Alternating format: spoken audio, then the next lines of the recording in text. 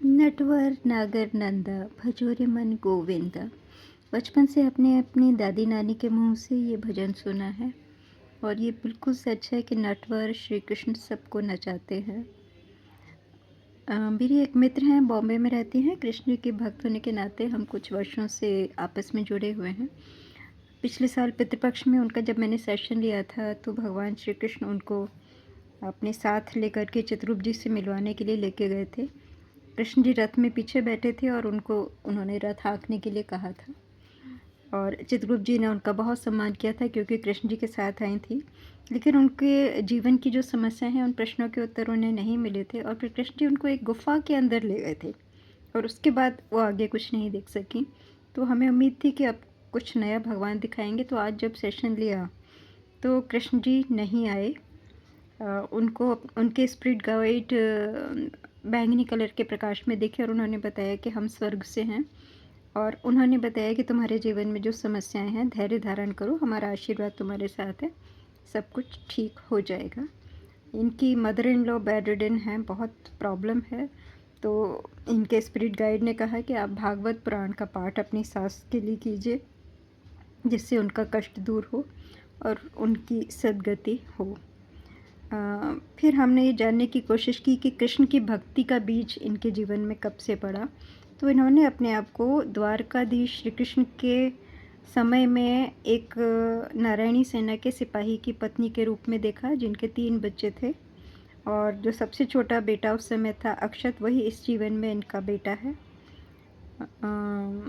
एक बेटी भी थी, लेकिन अब बाकी के 2 बच्चे कहाँ हैं, इनका उनसे कोई संबंध नहीं है। लेकिन इन्होंने देखा कि कृष्ण जी 12 फीट के हैं और ये उनको आता जाता देखती हैं, रथ में देखती हैं, तो इनके मन में कृष्ण से निकटता की एक भावना जाग गई थी।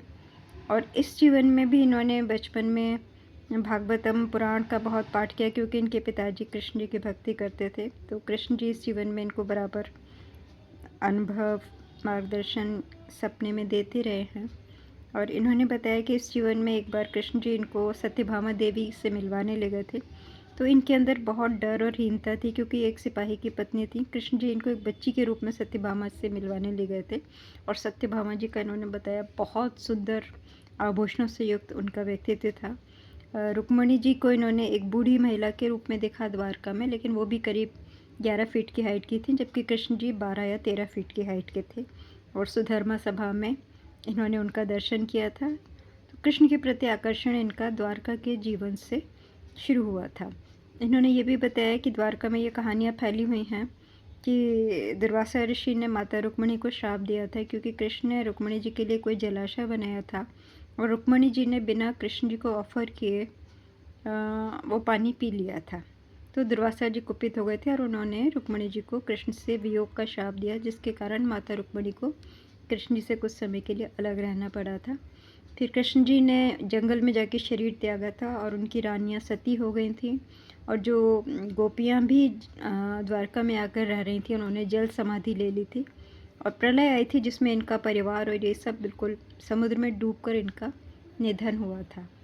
तो वर्तमान जीवन में भी इनको पानी से डर लगता है और इन्होंने गंधर्व लोक में जब अपने को देखा तो चित्रसेन नाम के गंधर्व के सामने ये नृत्य कर रही थी और इनके अंदर घमंड आ गया था, जिसके कारण इनको गंधर्व लोक से धरती पर गिराया गया और ये शिवलिंग को के सामने गंधर्व लोक में पश्चाताप के आंसू बहा रही थी, लेकिन इनको धरती पर आना पड़ा। धरती पर भी इन्होंने कथक नृत्य सीखा है।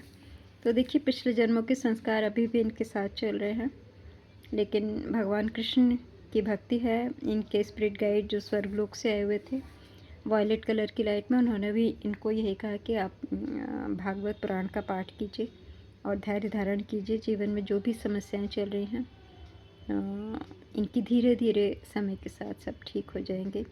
तो भगवान श्री कृष्ण की महिमा अनंत है, असीमित है। बहुत कुछ अच्छा लगा द्वारकाधीश के व्यक्तित्व के विषय में जान करके कि वहाँ देवी देवता आते रहते हैं, सब कुछ दिव्य है, सब कुछ अलग ही तरह का सिस्टम था द्वारका का। और इन्होंने कहा कि द्वारका के जो मकान हैं वो सोने हीरे की तरह झिलमिलाने वाले हैं, जबकि इनका घर तो खैर एक साधारण सा छोटा सा इन्होंने अपना घर देखा, लेकिन जो महल हैं द्वारका में भगवान के, वो सब सोने के थे, उनमें हीरे लगे हुए थे और वो बहुत झिलमिलाते हुए प्रकाश में थे। तो बहुत अच्छा सेशन रहा भगवान कृष्ण की कृपा से।